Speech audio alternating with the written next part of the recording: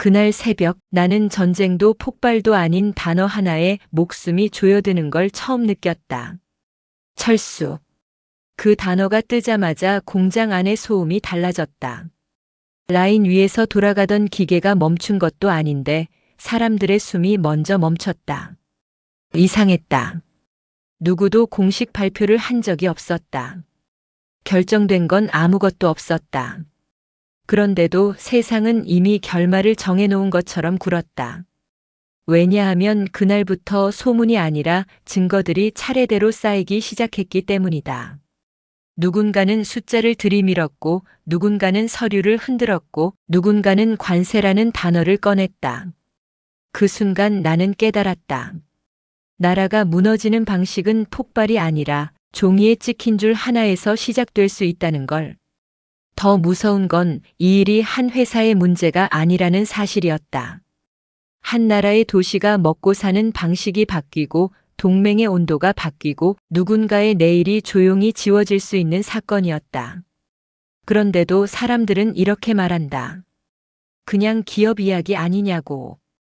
그냥 세금이나 관세 문제 아니냐고. 하지만 나는 안다. 이때 가장 먼저 죽는 건 숫자가 아니다. 사람들의 신뢰다. 그날 밤 내가 받은 첫 연락은 라인이 멈췄다가 아니었다. 사람들이 짐을 싸기 시작했다는 말이었다. 나는 그 문장을 읽고 손이 떨렸다. 왜냐하면 이 철수라는 단어가 한번 확정처럼 굳어버리면 그 다음부터는 누구도 되돌릴 수 없기 때문이다. 아무리 큰 기업도 아무리 강한 나라의 정부도 소문이 만든 공포를 이기지 못하는 순간이 있다. 그리고 그 순간을 노리는 사람들이 반드시 나타난다. 한쪽은 우리를 의심하게 만들고 다른 한쪽은 우리를 욕하게 만들고 결국 우리는 서로를 믿지 못하게 된다. 그때 나는 어떤 목소리를 들었다. 이건 단순한 협상이 아니라고. 여기서 한번 흔들리면 세계가 멈출 수도 있다고. 그 말이 지나친 과장처럼 들렸다면 당신은 아직 철수라는 단어가 가진 진짜 무게를 모른다. 그날 이후 나는 매일 새벽 같은 질문으로 잠에서 깼다. 정말 떠나는 걸까?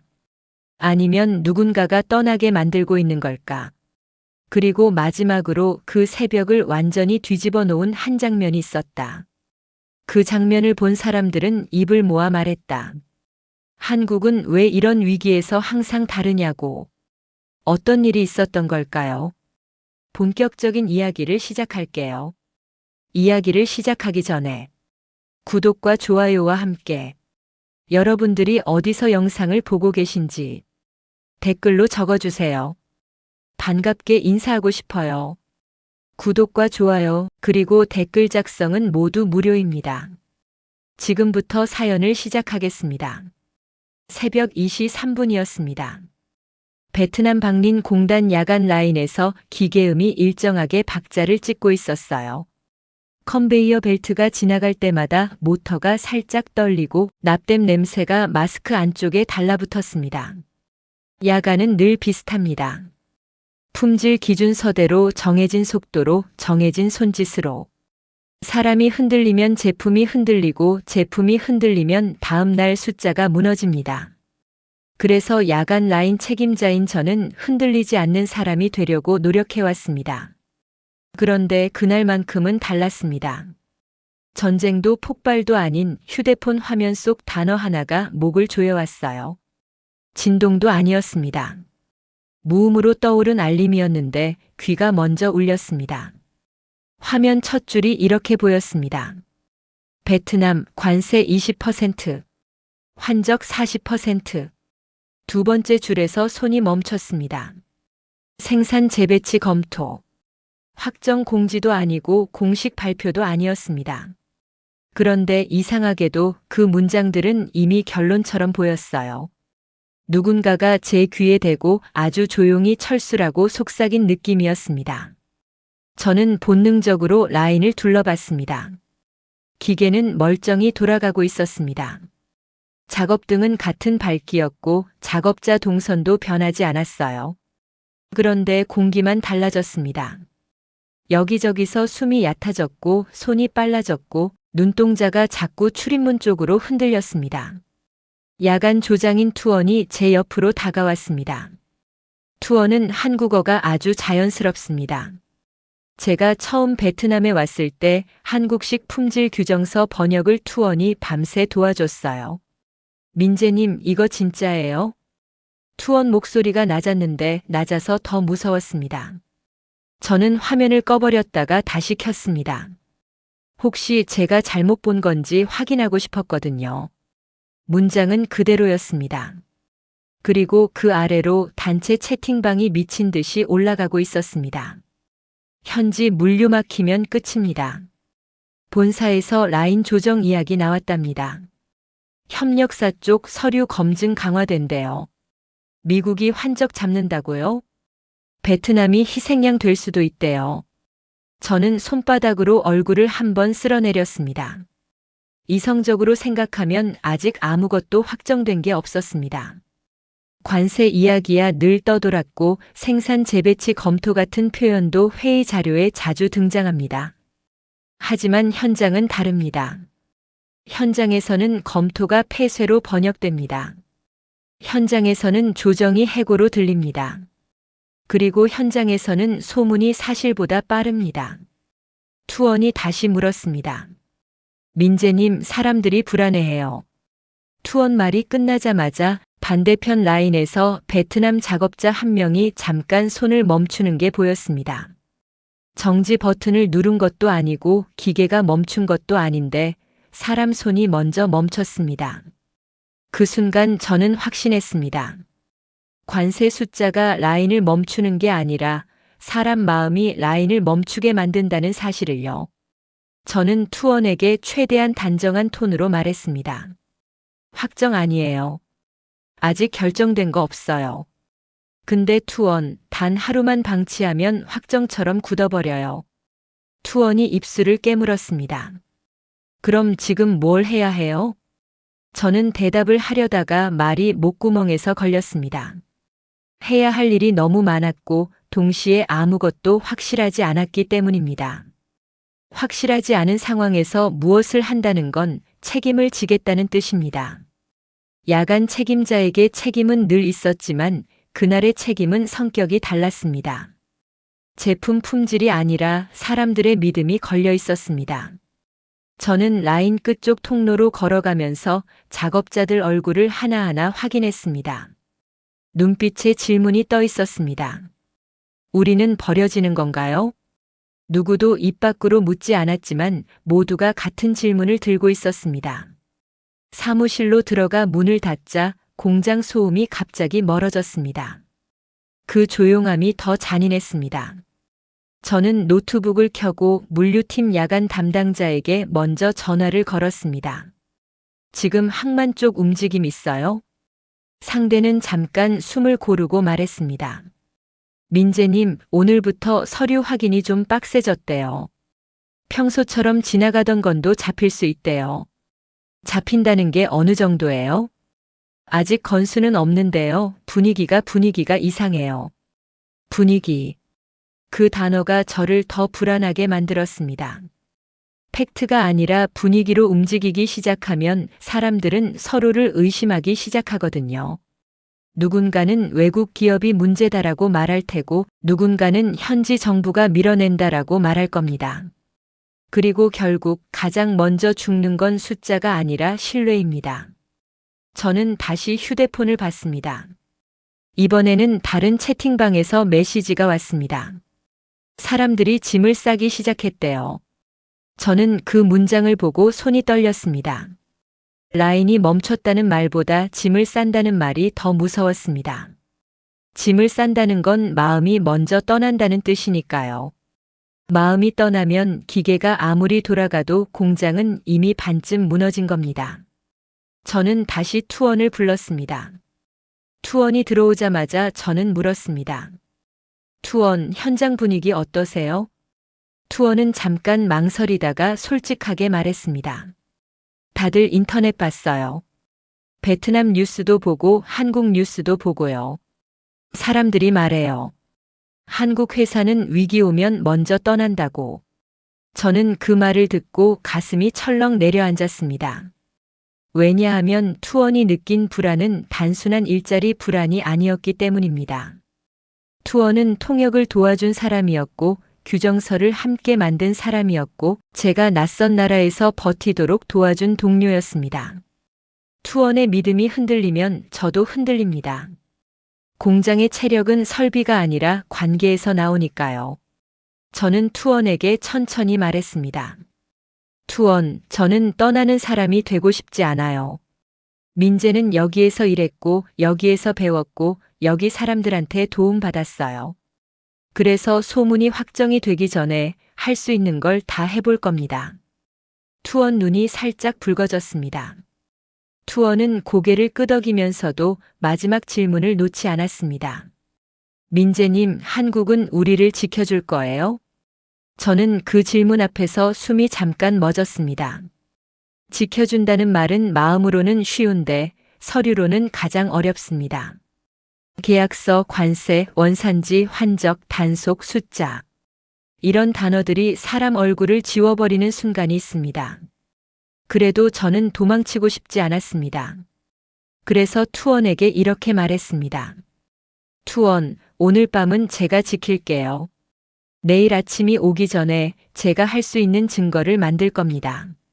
라인이 멈추지 않았다는 증거요.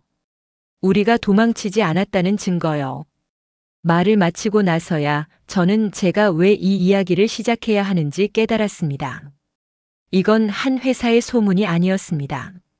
한 도시가 먹고 사는 방식이 바뀌는 이야기였고, 한 나라의 동맹이 식는 순간을 막는 이야기였고, 무엇보다도 사람들의 내일을 지키는 이야기였습니다. 저는 민재입니다. 베트남 박린 공단 야간 라인 책임자로 일했습니다.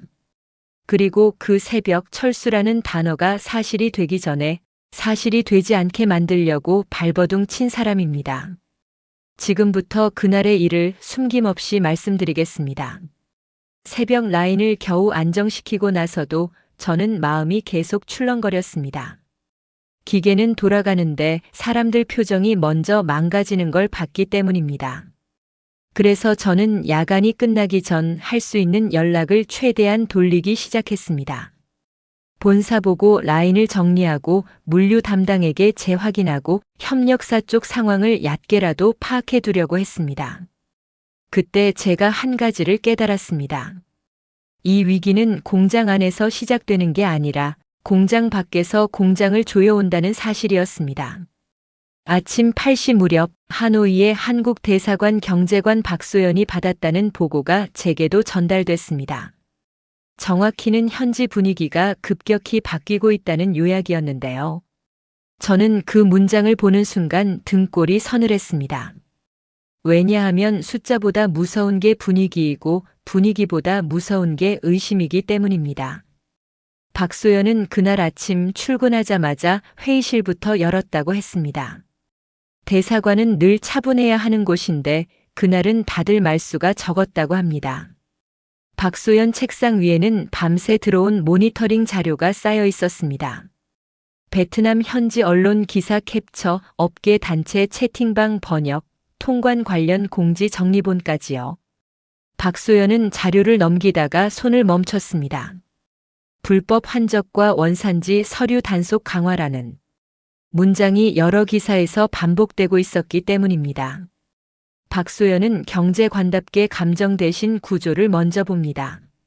단속 강화가 의미하는 건 잡는다가 아니라 멈춘다입니다. 항만에서 멈추고 창고에서 멈추고 마지막에 공장에서 멈춥니다. 그리고 멈추는 순간 시장은 그걸 철수로 번역합니다.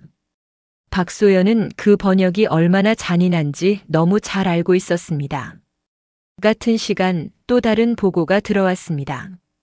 미국이 베트남과의 무역 불균형 이슈를 다시 전면으로 꺼내고 있다는 내용이었습니다. 박소연이 그 문장을 읽을 때 머릿속에 자동으로 다음 장면이 그려졌다고 했습니다. 베트남이 압박을 받는다. 베트남이 단속을 강화한다. 외국 기업이 의심을 받는다. 현장은 멈춘다. 철수설이 확정처럼 번진다. 이 흐름은 한번 시작되면 누가 브레이크를 밟아도 바로 서지 않습니다. 그리고 거기에 더 좋지 않은 뉴스가 겹쳤습니다. 대사 교체 뉴스까지 돌기 시작했다는 겁니다. 저는 그 이야기를 들으면서 처음엔 그게 뭐가 문제지 싶었습니다. 하지만 박소연의 설명을 들으니 문제가 단숨에 이해됐습니다. 외교는 결국 연속성으로 신뢰를 쌓는데 교체 소식은 상대에게 판이 바뀐다는 신호로 들릴 수 있다는 겁니다. 판이 바뀌면 협상은 길어지고 길어지면 현장은 더 먼저 지칩니다. 현장은 기다리는 걸 제일 싫어합니다. 대답이 늦는 순간 소문이 답이 되어버리니까요. 박소연은 그날 회의에서 이렇게 말했다고 합니다. 지금은 기업 이슈가 아니라 외교 이슈입니다. 누군가 삼성이 떠난다라고 공개적으로 말하기 시작하면 양국 관계가 의심으로 얼어붙습니다. 얼어붙으면 기업이 먼저 깨지는 게 아니라 사람들의 삶이 먼저 깨집니다. 저는 그 말을 전해 듣고 저도 모르게 고개를 끄덕였습니다.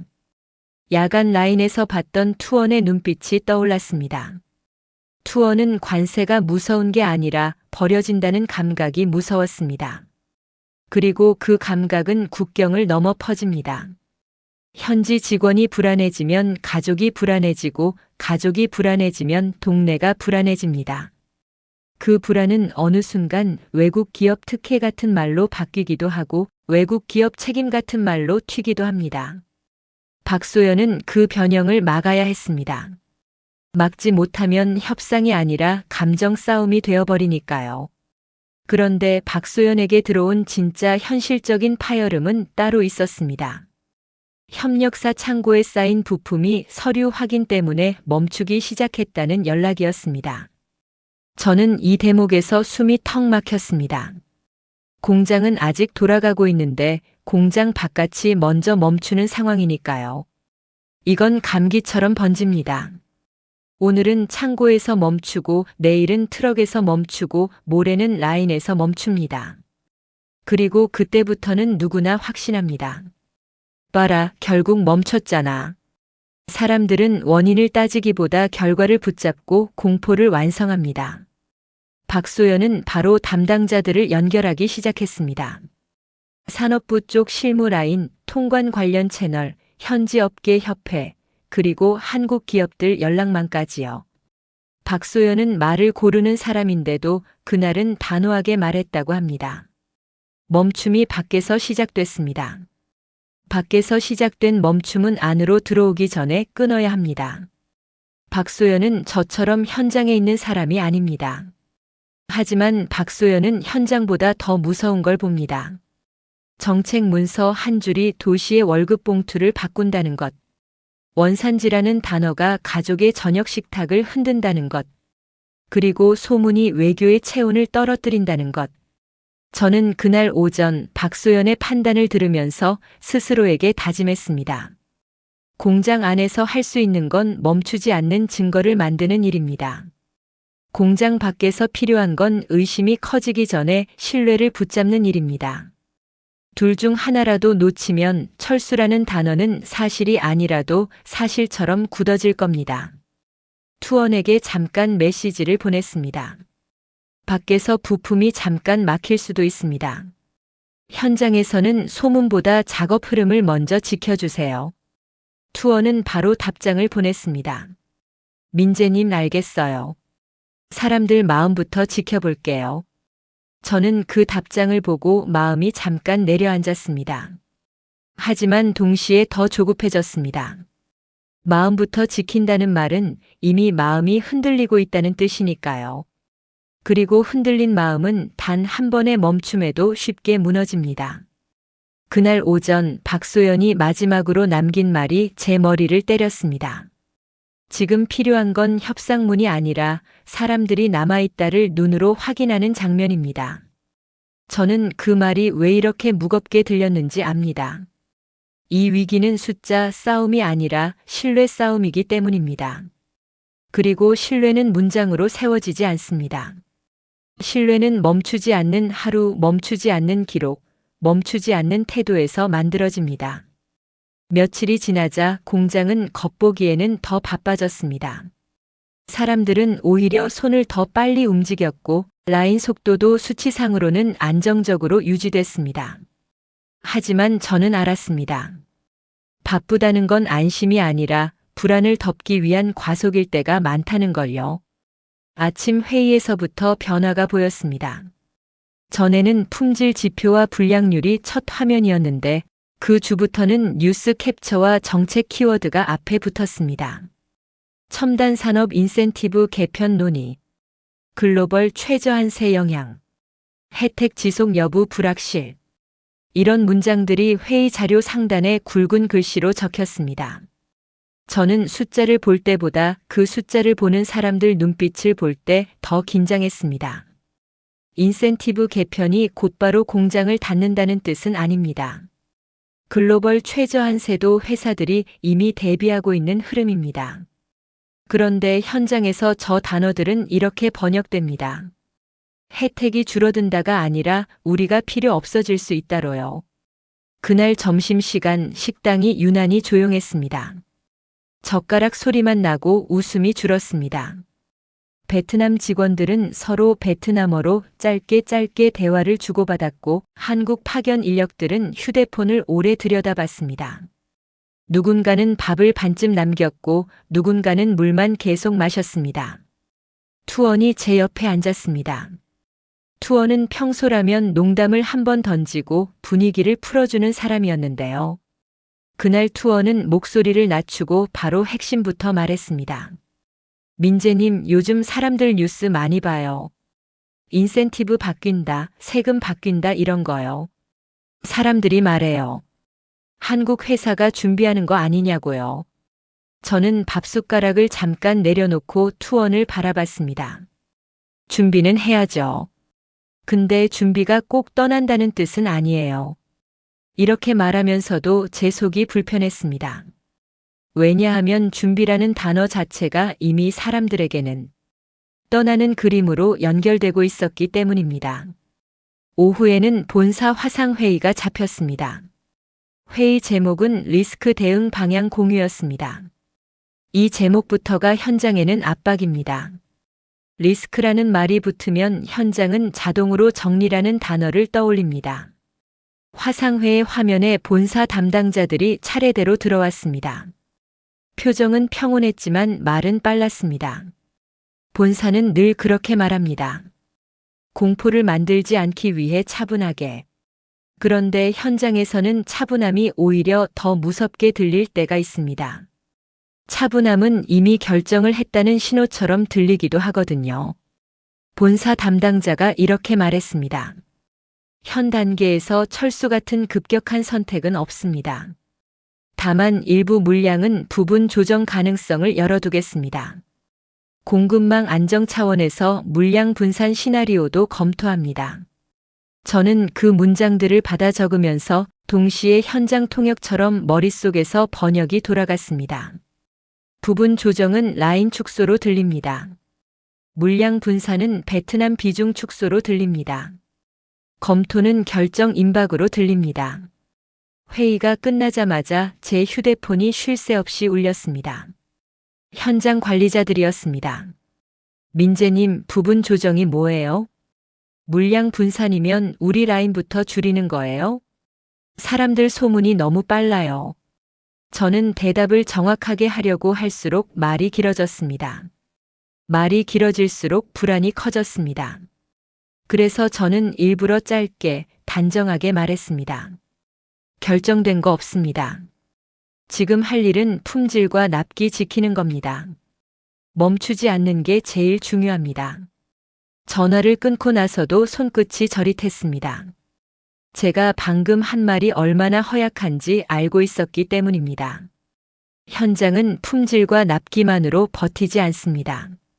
현장은 우리가 필요하다는 확신으로 버팁니다. 그 확신이 무너지면 품질도 납기도 같이 무너집니다. 그날 저녁 저는 생산 라인 앞을 천천히 걸었습니다.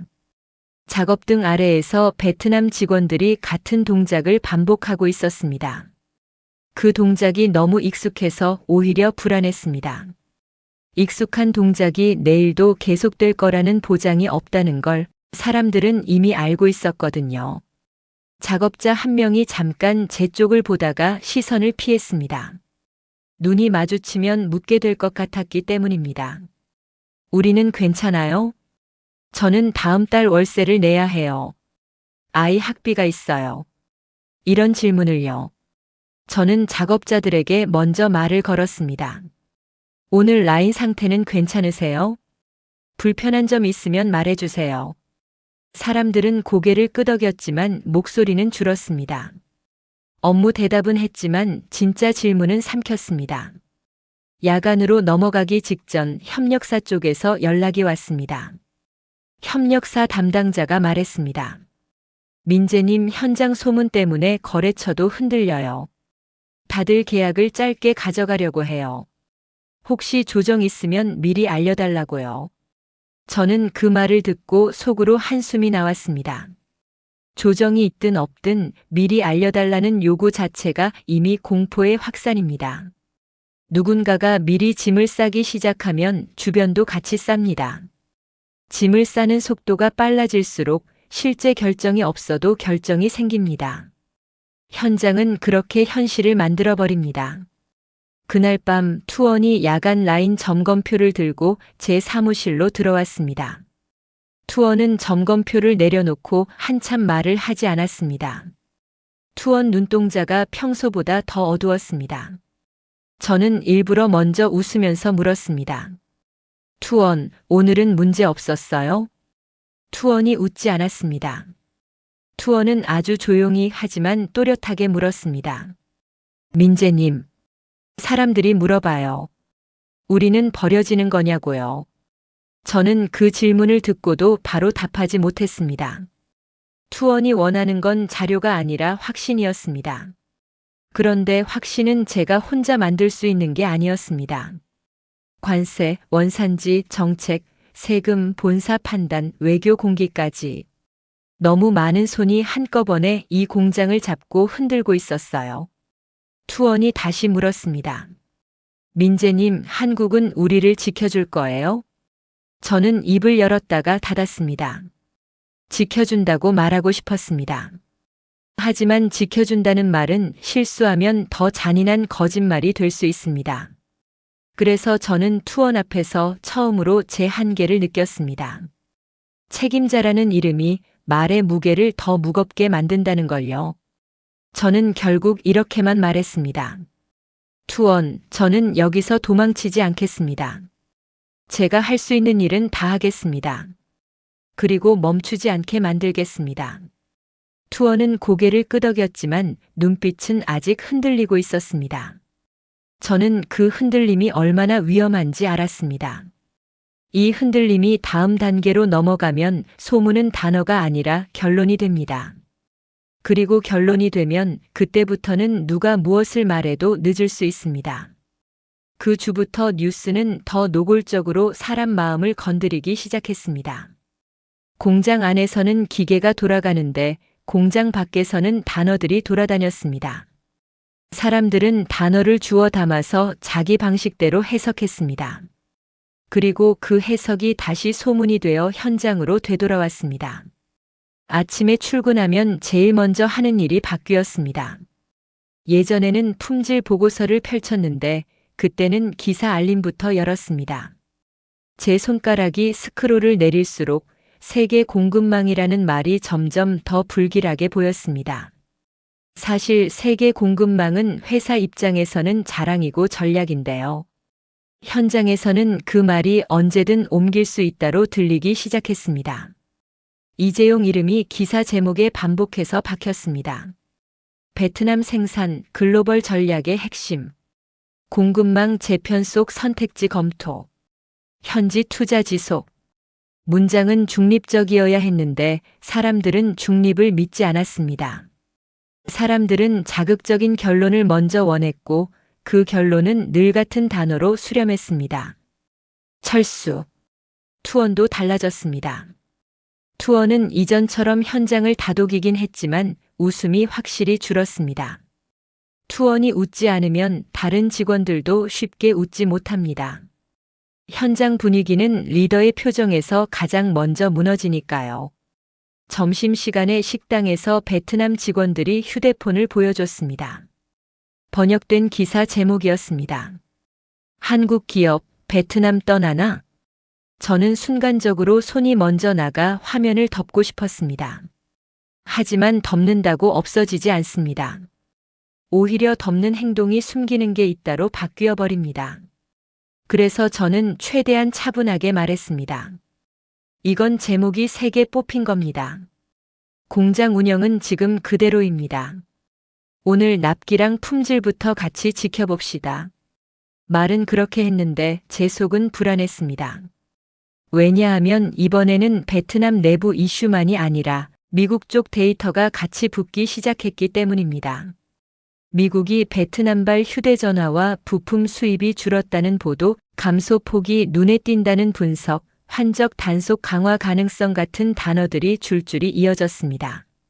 숫자는 언제나 양쪽 해석이 가능한데 시장은 늘 더 무서운 해석을 택합니다. 이미 빠지는 것 아니냐라는 말이요. 이미라는 단어는 사람을 미치게 만듭니다. 이미 늦었다는 뜻이니까요. 그날 오후 저는 박소연이 하노이에서 어떤 자리에 들어갔는지 소식을 들었습니다. 베트남 산업부 쪽 실무자 린과 마주 앉는 자리였습니다. 저는 현장에 있었지만 그 자리가 어떤 공기를 가질지 상상할 수 있었습니다. 상대는 숫자를 말하면서도 감정을 시험할 겁니다. 상대는 문장 사이에 믿음을 끼워 넣을 겁니다. 그리고 그 믿음이 흔들리는 순간 협상은 끝이 아니라 시작입니다. 의심의 시작이요. 박소연은 회의실에 들어가기 전부터 손에 땀이 났다고 했습니다. 박소연은 표정 관리를 잘하는 사람이지만 그날은 커피를 2번이나 들이켰다고 했습니다. 리는 인사말을 길게 하지 않았습니다. 리는 자료를 펼치자마자 바로 직설적으로 던졌습니다. 한국은 베트남을 믿었다고 말했습니다. 베트남도 한국을 믿었습니다. 그런데 한국은 위기 때 가장 먼저 나가는 나라가 될 겁니까? 박소연은 그 질문을 듣고 잠깐 숨을 삼켰다고 했습니다. 질문은 기업을 향한 것 같지만 사실은 국가를 향한 질문이었습니다. 그리고 더 깊게는 사람을 향한 질문이었습니다. 우리 지역 사람들은 어떻게 됩니까? 라는 질문이 그 안에 들어 있었습니다. 박소연은 린의 눈을 피하지 않았다고 했습니다. 박소연이 선택한 방식은 변명이 아니라 구조 설명이었습니다. 박소연은 조용히 말했습니다. 떠난다는 결정은 없습니다. 다만 의심이 커지는 속도를 저희도 체감하고 있습니다. 그래서 더 투명하게 하겠습니다. 원산지 관리 체계를 강화하고 협력사 교육을 확대하고 위반 방지 프로세스를 공개적으로 정리하겠습니다. 리는 고개를 끄덕이지도 반박하지도 않았습니다. 리는 손가락으로 테이블을 2번 두드리며 물었습니다. 투명하게 하는 게 베트남에 어떤 이익이 됩니까? 린의 말투는 냉정했지만 그 냉정함은 베트남 내부 여론을 대신하는 표정이었습니다. 외국 기업 특혜라는 말이 커지고 있는 상황에서 린도 정치적 부담을 가지고 있었습니다. 박소연은 그 지점을 정확히 찔러야 했습니다. 기업만 살리는 그림이 되면 반발이 커져서 결국 기업도 못 살립니다. 박소연은 그 자리에서 패키지 이야기를 꺼냈다고 했습니다. 원산지 관리 강화만이 아니라 협력사 보호 프로그램, 현지 중소 협력사 교육 지원, 서류 오류를 줄이기 위한 공동 실무 워크숍, 통관 지연 시 대응 프로토콜까지요. 박소연은 단어를 예쁘게 꾸미지 않았습니다. 숫자와 일정과 책임 주체를 분명히 적어 내려갔다고 했습니다. 박소연은 그때 깨달았다고 했습니다. 외교는 거창한 문장이 아니라 실무 문서 한 장에서 신뢰가 생긴다는 걸요. 그런데도 린은 마지막에 다시 한번 감정을 꺼냈습니다. 린이 말했습니다. 베트남은 한국을 믿었습니다. 베트남은 한국이 지역 사람들을 존중한다고 믿었습니다. 한국이 위기 때 남아줄 거라고 믿었습니다. 그 믿음이 흔들리면 베트남도 다른 선택을 할 수밖에 없습니다. 박소연은 그 말을 듣고 제게 이런 말을 전해왔습니다. 민재님, 지금은 계약서로만 해결이 안 됩니다. 사람들이 눈으로 확인할 장면이 필요합니다. 한국이 왜 한국인지, 위기에서 어떻게 움직이는지 보여줘야 합니다. 저는 그 전화를 받으며 창문 밖 라인을 내려다봤습니다. 작업자들이 움직이고 있었습니다. 그 움직임이 멈추지 않게 하는 게 제 일이었습니다. 하지만 그날부터는 확실히 느꼈습니다. 제가 지켜야 하는 건 생산량이 아니라 관계의 온도였습니다. 관계가 식으면 그 다음은 자동으로 무너집니다. 저는 투원에게 현장 브리핑을 짧게 잡자고 했습니다. 투원은 바로 옆 회의실에 베트남 조장 몇 명을 불러 모았습니다. 회의실에 들어온 얼굴들은 피곤함보다 불안이 더 두드러졌습니다. 저는 최대한 단정하게 말했습니다. 공장은 멈추지 않습니다. 소문이 커질수록 저희는 더 투명하게 움직일 겁니다. 오늘도 내일도 라인 기록을 남기겠습니다. 문제가 생기면 숨기지 않고 같이 해결하겠습니다. 회의가 끝나고 투원이 남아서 물었습니다. 민재님, 사람들 마음이 제일 위험해요. 저는 투원에게 고개를 끄덕였습니다. 맞아요. 그래서 이제는 말보다 장면이 필요합니다. 제가 그 말을 하고 나서도 마음이 편해지지 않았습니다. 장면이라는 건 누군가가 일부러 만들 수 있는 게 아닙니다. 진짜 장면은 위기가 기술로 터지고 현장이 실제로 흔들릴 때 누가 어떻게 움직이는지에서 나옵니다. 그리고 저는 불길하게도 알고 있었습니다. 이 위기는 아직 정면 충돌을 하지 않았다는 걸요. 정면 충돌은 늘 통관과 물류에서 시작됩니다. 밖에서 멈추면 안이 흔들립니다. 안이 흔들리면 소문은 확정이 됩니다. 위기는 결국 제가 제일 두려워하던 방식으로 터졌습니다. 말에서가 아니라 흐름에서 터졌습니다. 회의실 문장들이 아니라 항만의 멈춤에서 터졌습니다. 그날은 평소보다 공기가 끈적했습니다. 박린 공단으로 들어오는 트럭 소리가 유난히 크게 들렸고 경비 게이트 앞에서 차량이 잠깐씩 멈춰 서는 횟수가 늘었습니다. 저는 출근하자마자 물류 담당자에게 전화를 걸었습니다. 지금 들어오는 부품 문제 없습니까? 물류 담당자는 대답을 망설였습니다. 그 망설임 하나가 이미 답이었습니다. 민재님, 통관 쪽에서 서류를 더 깊게 보는 것 같습니다. 원산지 확인이 길어지고 있습니다. 컨테이너 하나가 아직 풀리지 않았습니다. 저는 바로 노트북을 열고 입고 일정표를 확인했습니다. 라인에서 필요한 핵심 부품이 정확히 어느 창고, 어느 트럭, 어느 컨테이너에 있는지 찍어보는 습관이 몸에 배어 있었습니다. 그리고 그날 그 습관이 저를 더 불안하게 만들었습니다. 필요한 부품이 움직이지 않는 칸에 멈춰 있었기 때문입니다. 현장은 참 이상합니다. 부품이 하루 늦는 건 늘 있을 수 있습니다. 하지만 원산지라는 단어가 붙는 순간 하루가 일주일로 바뀌고 일주일이 결론으로 바뀝니다. 사람들은 물건이 아니라 의미를 봅니다. 부품이 멈춘 게 아니라 회사의 마음이 멈춘 것처럼 느끼기 시작합니다. 저는 투원을 바로 찾았습니다. 투원은 야간에서 주간으로 넘어오며 얼굴이 더 수척해져 있었습니다. 투원이 먼저 말했습니다. 민재님, 작업자들이 아침부터 물어봐요. 오늘도 소문이 더 커졌어요. 통관에서 멈췄다는 말이 돌아요. 저는 투원에게 숨을 고르고 말했습니다. 투원, 오늘은 기록을 더 촘촘히 남겨야 합니다. 라인이 멈추면 소문이 이깁니다. 라인이 안 멈추면 우리가 이깁니다. 투원은 고개를 끄덕였지만 눈은 출입문 쪽을 계속 봤습니다. 출입문은 트럭이 들어오는 길이기도 하지만 사람들의 마음이 빠져나가는 길이기도 합니다. 오전 10시쯤 협력사 창고에서 긴급 연락이 왔습니다. 민재님, 창고에서 선적 서류 재검증 요청이 들어왔습니다. 한 건이 아니라 묶음으로 걸릴 가능성이 있습니다. 그 말을 듣는 순간 저는 손끝이 차가워졌습니다.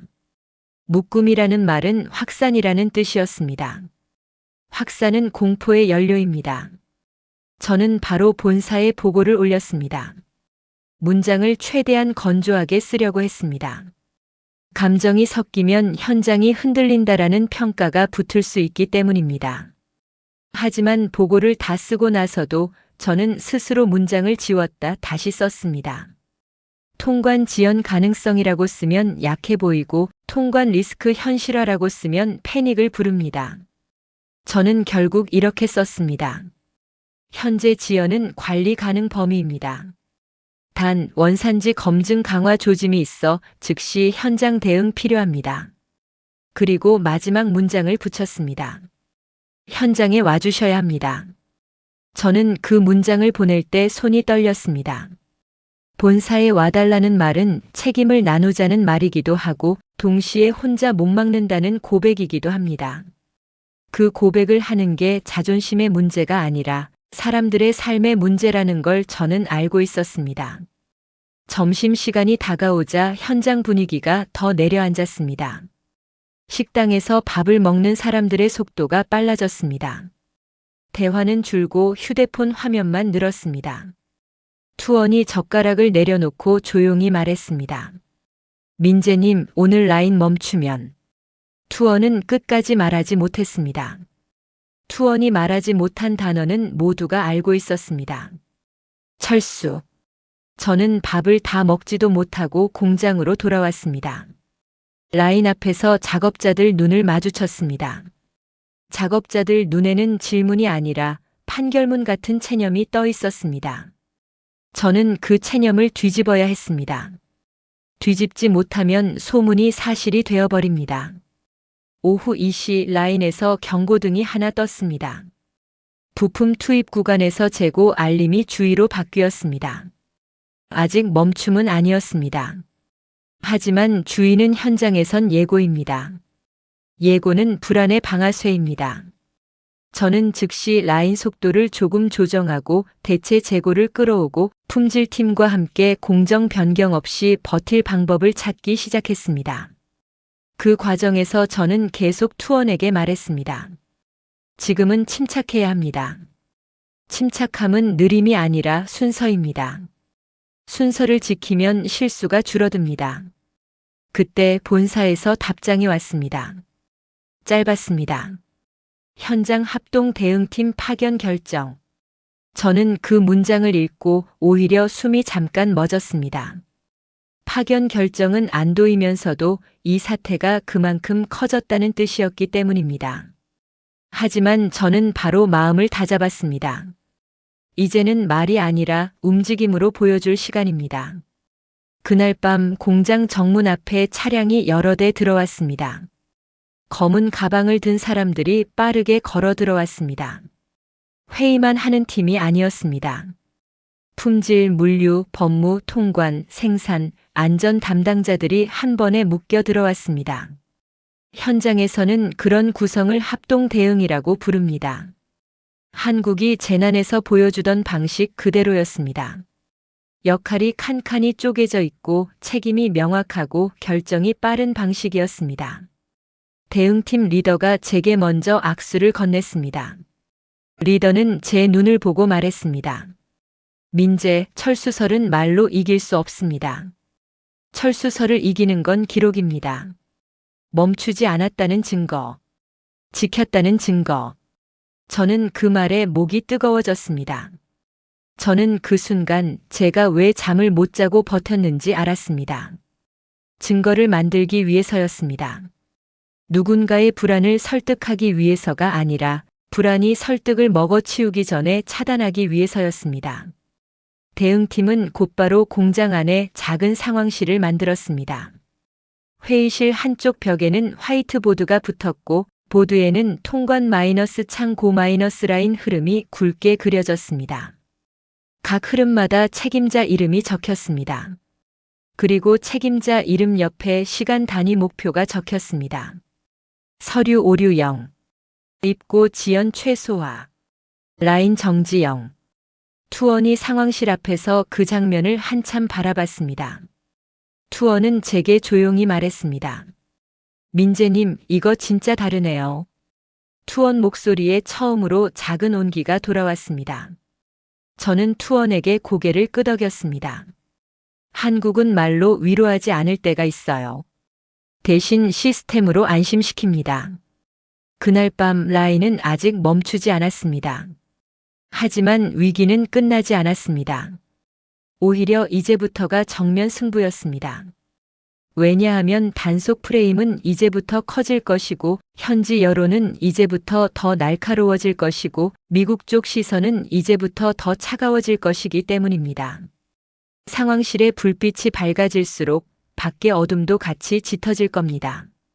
저는 상황실 문 앞에서 잠깐 숨을 들이켰습니다. 그리고 스스로에게 다짐했습니다. 기록이 쌓이는 속도로 신뢰를 다시 세우겠다고요. 멈추지 않는 하루를 만들겠다고요. 상황실이 돌아가기 시작하자 공장 안은 오히려 더 조용해졌습니다. 소리가 사라진 조용함이 아니라 불필요한 말이 사라진 조용함이었습니다. 품질팀은 분량 포인트를 다시 찍었고요. 물류팀은 컨테이너 번호와 선적 서류를 한 줄씩 대조했습니다. 법무팀은 원산지 표기 기준과 증빙 목록을 화면에 띄워놓고 빨간 표시를 달았습니다. 통관 담당은 항만 연락망을 시간대별로 나눠서 붙잡았고요.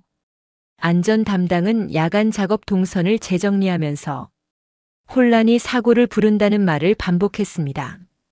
저는 그 장면을 보면서도 마음이 놓이지 않았습니다. 이 시스템은 공장을 지키는 데 강했습니다. 하지만 바깥에서 만들어지는 의심은 시스템만으로 꺾이지 않을 수 있습니다. 의심은 숫자보다 빠르고 논리보다 끈질기니까요. 예상은 맞았습니다. 다음 날부터 현지 분위기가 날카롭게 바뀌었습니다. 박린 공단 주변에 외국 기업 특혜라는 말이 더 자주 들리기 시작했습니다. 현지 온라인 커뮤니티에서는 원산지와 환적이라는 단어가 마치 범죄처럼 소비됐습니다. 현장 직원들 가족 단체 채팅방에는 회사 위험하다는 글이 돌았습니다. 투원이 제게 보여준 캡처에는 이런 문장도 있었습니다. 외국 기업이 규정 피해가다가 베트남만 욕먹는다. 저는 그 문장을 읽고 목이 바짝 말랐습니다. 베트남이 욕먹는다는 표현은 베트남이 방어적으로 굳을 수 있다는 신호였습니다. 미국 쪽 프레임도 동시에 커졌습니다. 환적, 원산지, 회피. 세 단어가 한 줄로 묶여서 뉴스와 보고서에 반복됐습니다. 사람들은 공장을 보지 않고 단어만 보게 됩니다. 단어는 사람을 한꺼번에 죄인으로 만들어버립니다. 공장은 아무 말도 못하고 현장만 흔들립니다. 저는 투원과 함께 라인 브리핑을 했습니다. 가능한 한 감정을 빼고 사실만 말했습니다. 지금 라인은 멈추지 않았습니다. 현장 기록을 모두 남기고 있습니다. 서류 오류를 줄이는 작업을 진행 중입니다. 베트남 직원들은 고개를 끄덕였지만요. 눈빛에는 다른 질문이 남아 있었습니다. 우리를 믿어줄 사람은 있습니까? 라는 질문이었습니다. 박소연에게서 연락이 왔습니다. 박소연 목소리는 평소보다 낮았습니다. 박소연은 단도직입적으로 말했습니다. 린이 압박이 큽니다. 베트남 쪽도 미국 쪽도 한국을 의심할 수 있는 구도가 만들어졌습니다. 저는 통화 중에도 상황실 화면을 바라봤습니다. 항만 대기 시간이 조금씩 늘어나는 그래프가 보였습니다. 저는 박소연에게 물었습니다. 박소연, 지금 제일 위험한 지점이 어디입니까? 박소연은 망설이지 않았습니다. 여론이 정책을 끌고 가는 순간입니다. 정책이 굳기 전에 신뢰를 보여줘야 합니다. 바로 그날 오후 박소연이 하노이에서 린과 다시 마주 앉았습니다. 이번에는 단순한 설명 자리가 아니었습니다. 거래의 자리가 아니라 의심을 깎아내는 자리였습니다. 박소연은 제게 이렇게 말해둔 뒤 회의실로 들어갔습니다. 민재님, 오늘은 문장보다 태도가 더 중요합니다. 단호하지만 공격적이면 안 됩니다. 유연하지만 흔들리면 안 됩니다. 저는 공장에 있었지만 회의실 공기가 상상됐습니다. 리는 베트남 내부의 표정을 대신해야 합니다. 박소연은 한국의 신뢰를 대신해야 합니다. 두 사람의 말은 결국 여기서 일하는 사람들의 월급 봉투와 이어집니다. 저는 투원 얼굴이 자꾸 떠올랐습니다. 투원이 야간 라인에서 직원들을 다독이던 표정이 떠올랐습니다. 투원이 집에 가서 아이에게 어떻게 말해야 할지 고민하는 모습이 떠올랐습니다. 저녁이 되자 박소연이 회의 내용을 전해왔습니다. 리는 첫마디부터 날카로웠다고 합니다. 베트남은 외국 기업 특혜를 줄 수 없습니다. 미국은 환적 프레임을 강화하고 있습니다. 한국이 확실하게 투명해지지 않으면 베트남도 단속을 더 강하게 갈 수밖에 없습니다. 박소연은 그 자리에서 빠지지 않겠다는 말을 꺼냈다고 했습니다. 하지만 빠지지 않겠다만으로는 부족했습니다. 리는 약속이 아니라 장치를 원했습니다. 리는 선언이 아니라 절차를 원했습니다. 그래서 박소연은 패키지를 테이블 위에 올렸습니다. 원산지 관리 강화 계획, 협력사 교육 의무화, 위반 방지 체계 구축, 서류 오류 줄이기 공동 실무 워크숍, 현지 중소 협력사 보호 프로그램, 통관 지연 발생 시 공동 대응 프로토콜. 박소연은 항목마다 책임 주체를 명확히 적었다고 합니다. 한국이 하겠다, 베트남이 하겠다, 공동으로 하겠다를 칸칸이 나눴다고 합니다. 리는 잠깐 조용해졌다고 합니다. 린이 조용해진 이유는 동의가 아니라 계산이었을 겁니다. 베트남은 외국 기업 특혜라는 비난을 피해야 합니다. 동시에 베트남은 투자 환경이 무너지는 것도 피해야 합니다. 리는 그 두 줄 사이에서 흔들렸을 겁니다. 박소연은 그 흔들림을 붙잡기 위해 마지막 카드를 꺼냈다고 했습니다. 공장만 살리는 조건이 아닙니다. 지역 생계를 지키는 조건입니다. 베트남 협력사와 직원들이 먼저 무너지지 않게 하겠습니다. 회의가 끝날 무렵 린이 마지막 질문을 던졌다고 합니다. 질문은 짧았고 날이 서 있었습니다. 한국은 왜 여기까지 합니까? 물량을 다른 곳으로 돌리면 끝나는 일 아닙니까? 박소연은 그 질문을 듣고 현장의 목소리가 필요하다고 판단했습니다. 박소연은 제게 연락했고 회의 말미에 제 발언 기회를 만들어줬습니다. 저는 화면 속 린을 보면서 손바닥에 땀이 났습니다. 통역이 있어도 감정은 통역이 어렵습니다. 저는 숨을 한번 고르고 말했습니다. 린 민재입니다. 민재는 박린공단 야간 라인을 책임지고 있습니다. 린이 말한 선택이 더 쉬운 선택이라는 것도 알고 있습니다. 물량을 돌리면 숫자는 살 수 있습니다. 하지만 사람은 죽습니다. 린 표정이 굳었는데요. 저는 멈추지 않았습니다. 투원 얼굴이 떠올랐기 때문입니다. 투원이 규정서를 밤새 번역해주던 손이 떠올랐기 때문입니다. 투원이 아이가 학교에 들어간다는 말을 조심스럽게 꺼내던 장면이 떠올랐기 때문입니다. 저는 말을 이어갔습니다. 민재가 여기에서 배운 게 있습니다. 사람을 버리고 성공한 회사는 오래 못 갑니다. 민재는 한국이 전쟁 이후에 많은 도움을 받았다는 이야기를 듣고 자랐습니다. 한국은 도움을 받고 다시 일어났습니다. 그래서 한국은 위기 때 떠나는 나라로 기억되기보다 남아있는 나라로 기억되고 싶습니다. 박린공단은 숫자만 있는 곳이 아닙니다. 여기에는 투원 같은 사람이 있고 투원 가족이 있고 협력사 직원들이 있고 그 지역의 식당들이 있습니다. 민재는 그 연결을 끊고 싶지 않습니다. 회의실이 조용해졌다고 합니다. 박소연도 잠깐 말을 잃었다고 했습니다. 린이 무너졌다는 뜻이 아닙니다. 린이 설득됐다는 뜻도 아닙니다. 하지만 린의 표정이 달라졌다고 합니다. 의심이 조금 멈추는 표정이었을 겁니다. 회의가 끝나고 박소연이 제게 말했습니다. 민재님, 오늘은 시작입니다. 린이 마음을 완전히 열지는 않았습니다. 그래도 린이 한국을 다시 계산하기 시작했습니다. 저는 그 말을 듣고 상황실로 돌아왔습니다. 상황실 벽에 붙은 목표가 눈에 들어왔습니다. 라인 정지 0, 서류 오류 0. 저는 그 숫자가 단순한 KPI가 아니라는 걸 다시 느꼈습니다. 저 숫자는 신뢰의 심박수였습니다. 하지만 긴장은 풀리지 않았습니다. 여론은 아직 남아 있었고 프레임은 여전히 강했습니다. 한 번만 삐끗하면 봐라라는 말이 쏟아질 겁니다. 한 번만 멈추면 패키지도 약속도 전부 무력해질 수 있습니다. 저는 투원을 불러서 짧게 말했습니다. 투원, 지금부터가 진짜입니다. 투원이 고개를 끄덕였습니다. 투원 눈빛에 다시 책임이 들어왔습니다. 저는 그 눈빛을 보며 마음속으로 다짐했습니다.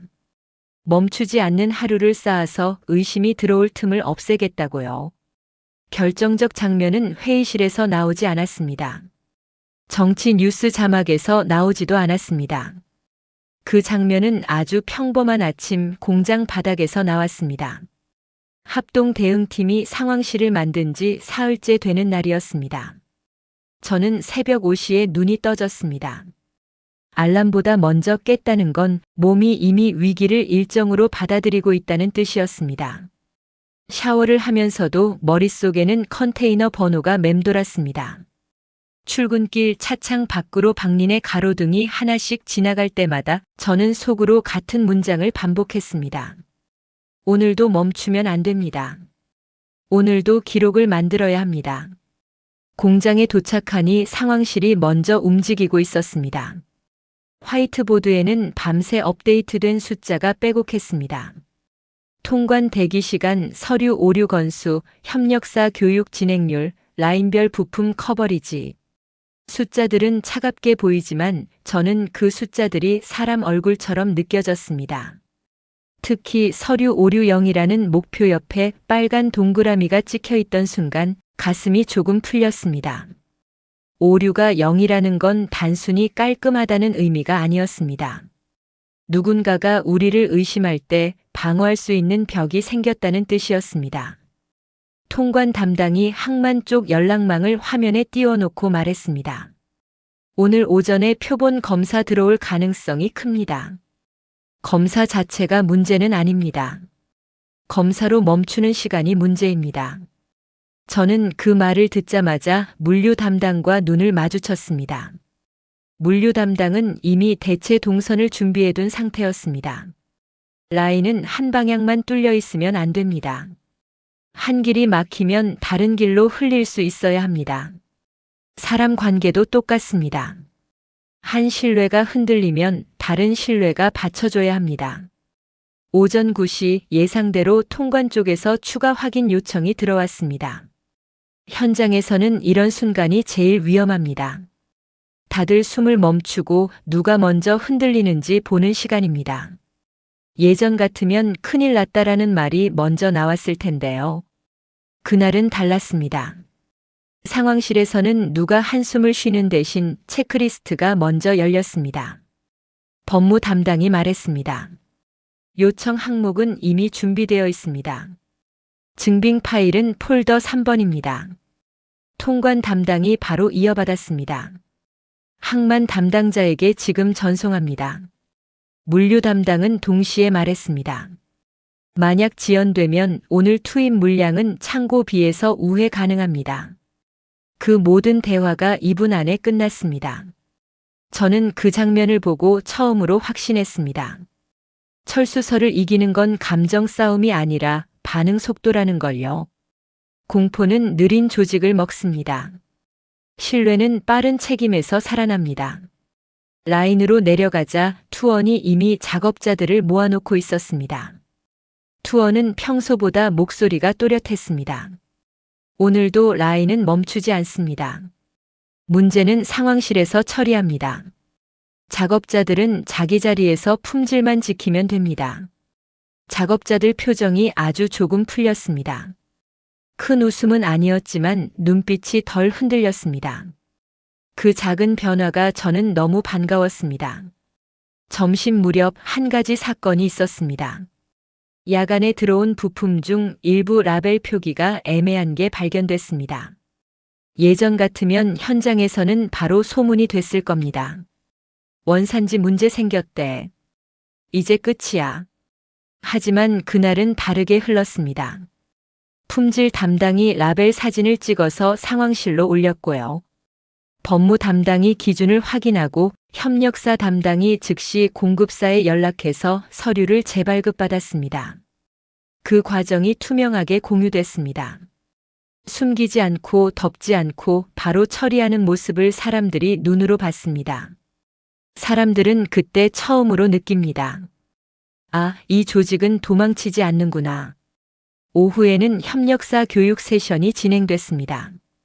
작은 회의실에 베트남 협력사 실무자들이 모였습니다. 합동 대응팀이 준비한 자료는 어려운 영어가 아니라 현장에서 쓰는 문장으로 되어 있었습니다.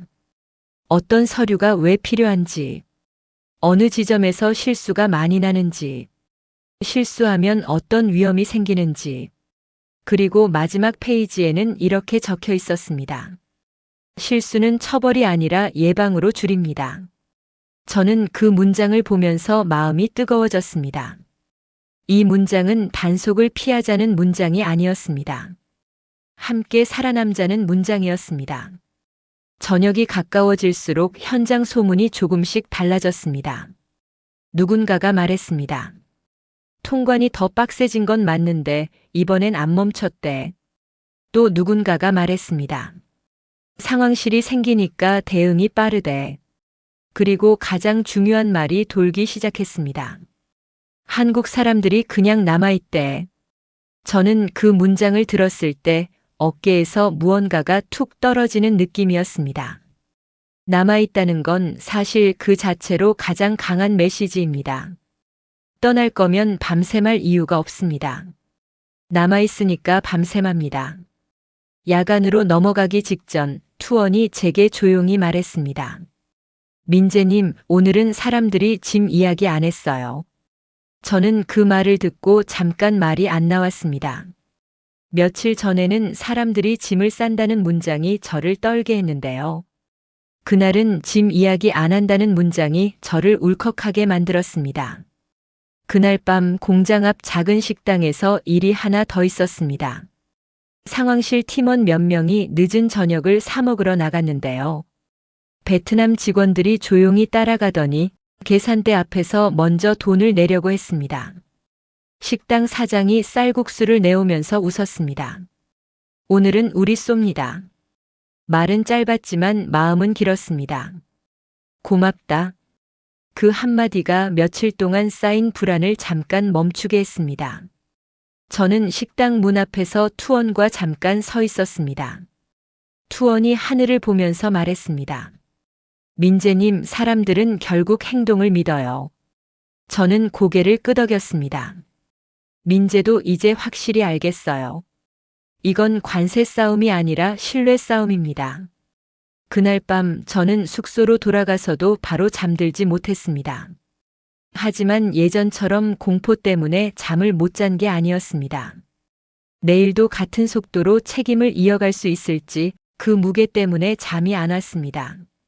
그리고 그 무게가 이상하게도 싫지 않았습니다. 무게는 곧 누군가가 나를 필요로 한다는 증거이기도 하니까요. 마지막은 확정이 아니라 재확인이었습니다. 저는 그 차이가 이렇게 큰 줄 몰랐습니다. 사람들은 늘 결론을 원합니다. 떠난다, 남는다. 무너진다, 버틴다. 그런데 현실은 그 중간에서 훨씬 오래 흔들립니다. 그리고 그 흔들림을 끝내는 건 거창한 선언이 아니라 반복되는 하루의 기록이었습니다. 합동 대응팀이 들어온 뒤로 공장은 멈추지 않는 날을 하나씩 쌓아갔습니다. 항만에서 추가 확인 요청이 와도 대응은 더 빨라졌습니다. 협력사 교육이 진행될수록 서류 오류는 눈에 띄게 줄었습니다. 작업자들은 불안해할 틈이 줄어들었습니다. 불안은 대기 시간이 길수록 커집니다. 대기 시간이 짧아지니 불안도 줄었습니다. 저는 매일 아침 상황실 보드를 보며 스스로에게 같은 질문을 했습니다. 오늘도 라인을 지킬 수 있습니까? 그 질문은 단순히 생산량을 묻는 게 아니었습니다. 오늘도 사람들의 믿음을 지킬 수 있습니까? 라는 질문이었습니다. 그리고 그 질문에 답을 해주는 건 뉴스가 아니라 현장이었습니다. 며칠 뒤 박소연에게서 연락이 왔습니다. 목소리가 이전보다 조금 가벼웠습니다. 박소연은 숨을 한번 고르고 말했습니다. 린이 이번에는 다르게 말했습니다. 린이 말하더군요. 한국이 도망치지 않는다는 걸 현장에서 봤다고요. 저는 그 말을 듣고 의자에 기대었습니다. 긴장이 풀리면 사람이 제일 먼저 하는 행동이 기대는 거라고 하잖아요. 저는 그때 처음으로 제 몸이 얼마나 굳어 있었는지 알았습니다. 손목이 뻐근했고 어깨가 무거웠고 눈이 자주 따가웠습니다. 그동안 저는 버틴다고 생각했는데요. 사실은 굳어 있었던 겁니다. 박소연은 이어서 말했습니다. 베트남 정부도 투자 환경이 예측 가능성을 높이겠다는 신호를 내는 방향으로 가고 있습니다.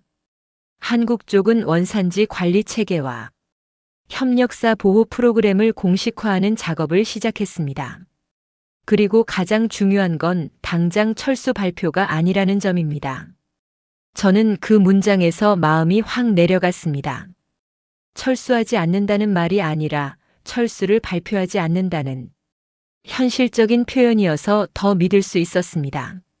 현장은 선언보다 발표가 없는 상태에서 계속 움직이는 걸 신뢰합니다. 말은 바뀌어도 라인은 움직였잖아. 사람들은 그걸 기억합니다. 투원에게 이 소식을 조심스럽게 전했습니다. 투원은 제가 말을 다 끝내기도 전에 얼굴이 환해지지 않았습니다. 투원은 오히려 한 번 더 확인했습니다. 민재님, 그러면 우리는 괜찮아요? 저는 그 질문을 듣고 이번에는 답을 바꿨습니다. 예전에는 결정된 거 없습니다라고만 했는데요. 그날은 이렇게 말했습니다. 투원, 우리는 완벽하게 안전한 게 아니라 함께 안전해지는 방향으로 가고 있어요. 그 방향을 우리가 만든 거예요. 투원이 그제야 고개를 끄덕였습니다. 그리고 투원은 야간 라인에서 직원들에게 이렇게 말했습니다. 우리는 버려진 게 아닙니다. 우리가 지켜낸 겁니다.